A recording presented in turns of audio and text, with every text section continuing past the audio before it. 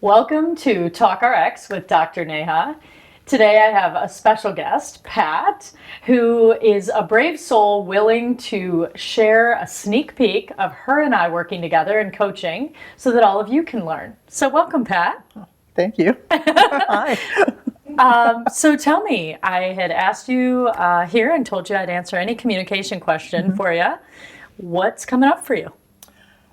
My big question is how, when you're communicating an issue that you might have, do you avoid sounding naggy, complaining, whining?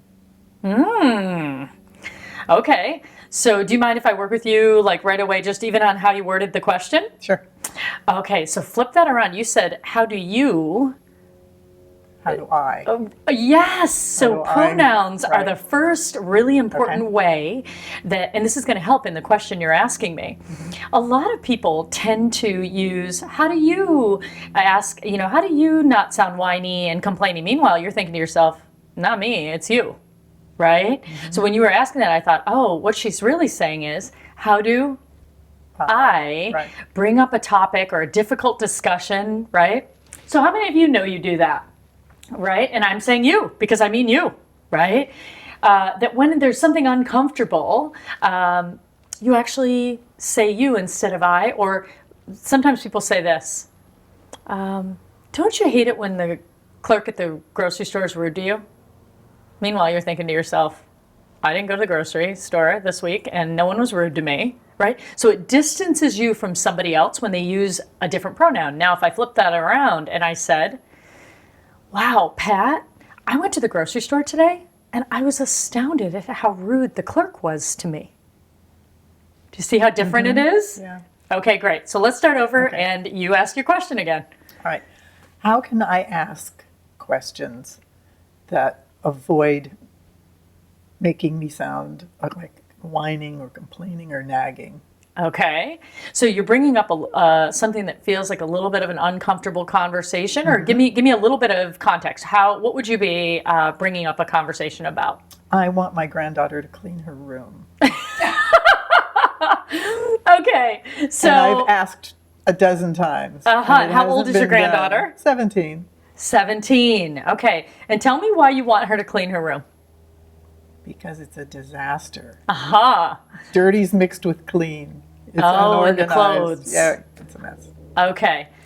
So let's take a nice deep breath in, and I want you to tell me that moment when you look in the door in her room and it's dirty's mixed with clean.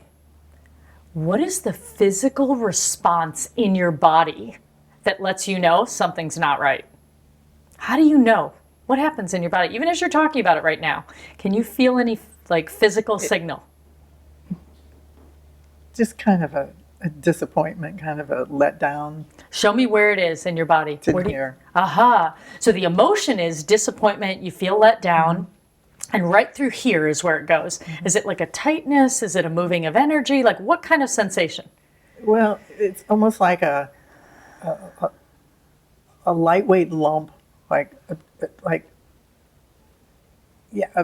of failure, kind of, wasn't able to get the point across, or wasn't able to motivate. Okay, so let's talk about this because a few things are happening. The first one is your body's giving you observe something in the world, okay? And your body's giving you physical signals, that lump, that feeling right there. You get this discomfort inside you when you see a mess outside you, okay? That then has you creating thoughts in your head. Yours sound like, somehow I'm not being effective, somehow I'm not doing my job and getting the point across that my granddaughter needs to have her room clean. And tell me why it's important that she has her room clean. Well, one thing, it makes her father very happy. He works hard, and I like to see him happy and not have to deal with it. Is this your son? Yeah, son-in-law. Son-in-law, okay. Yeah. So it makes her father happy. Tell me another reason. It would be more comfortable to live in, and she'd be able to accomplish her homework and things that she likes to do much faster. Okay, so there's a way that you think it would be good for her. What does your room look like? Pretty clean. Yeah. Organized. So what you're saying is she doesn't think this is a problem. Evidently not. And you're getting this lump in your throat, you're getting this whole chest discomfort, and then you're trying to get a 17-year-old to clean their room.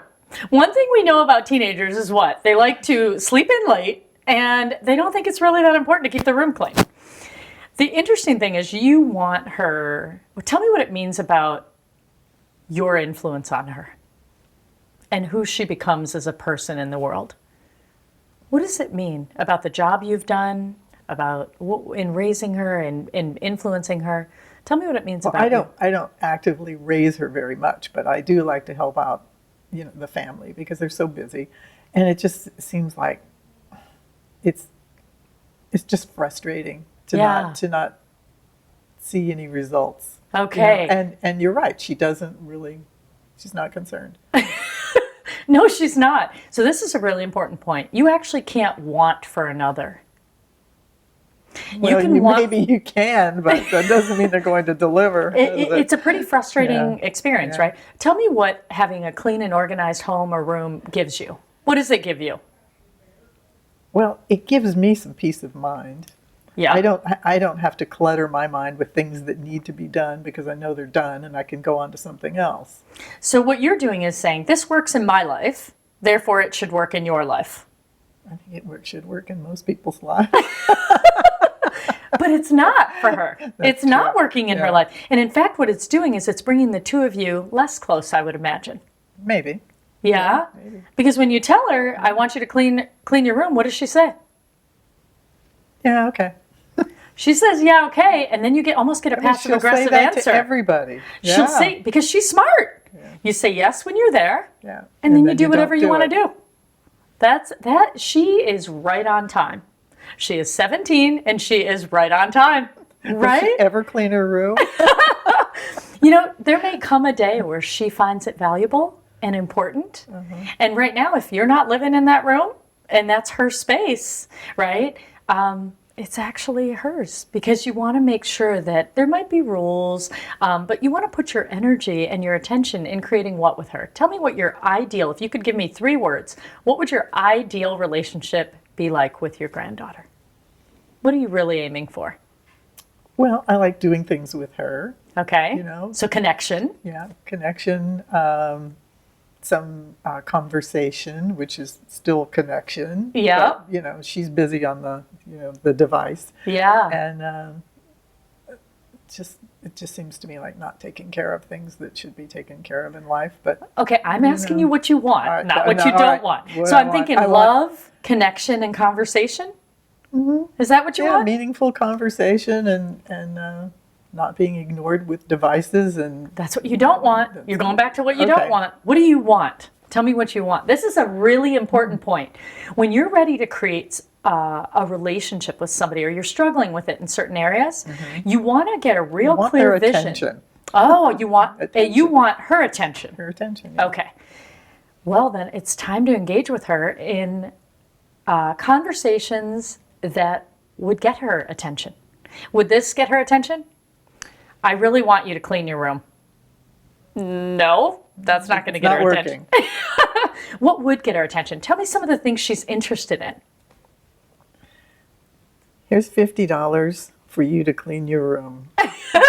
You will get Bribery. it. You will get it when the room has been cleaned. Well, how about this? You already said you want shared experiences with her. I can clean it with her. I don't think that's really a shared experience. I think that's your intention, not hers. Yeah. So, we're moving into the holidays, right? And even if it's not the holidays, any time that you're getting together with family, the most important thing is that if what you want is love, connection, and conversation, you want to ask yourself, is this something I want, or is this something that's a shared value of the two of us that would create love, connection, and conversation? And the beauty is, when you're a grandmother, you did your work. It's now time for you to have fun and play. I should just back off and let go. Well, I think you should keep your room that way. I do. Right? Keep your world that way. And then connect with her, because the 3 things you told me you wanted were love, connection, and conversation. It's time for you to have shared experiences with her that create that for both of you. And pay attention when it's more your intention for her rather than something she would want. And a great way to do it is, instead of, as an adult, right, I have a little niece too, and I think I know what's right for her. And boy, oh boy, does she let me know by the body language in her, whether what I just said aligned with what she wants. And so what I've done is I've shifted from making statements to asking questions. I'm really interested in spending some time with you. What are some things you feel like doing today? And then she gives me a few things, and then I pick the one that also aligns with me. Right? She wants to color, she wants to go out and play in the park, she wants to do whatever it is she wants to do. She gives me 3 options, and I say, that's the one that sounds fun to me too. Let's do that. So I think there's a way that I shift from telling her to being curious and engaging her. And I have to tell you, it is so fun to be an aunt. And I wonder if that's the same thing about being a grandparent, which is all the fun and less of the responsibility. Yeah.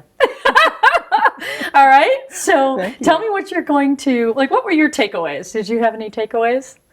Well, I'm going to approach her a little differently. Yeah. Instead of with what you want. And ask her,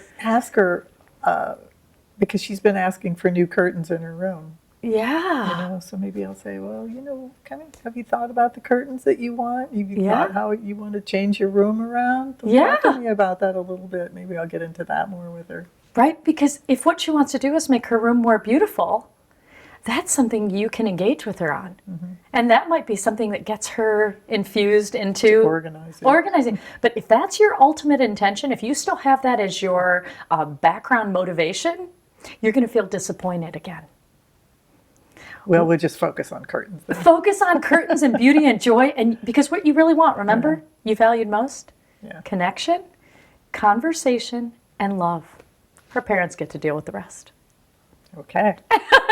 So for all of you out there that know that with family or even in other relationships in your life, is there a way that you're trying to control how somebody else shows up because you think it would be good for them? And it might be.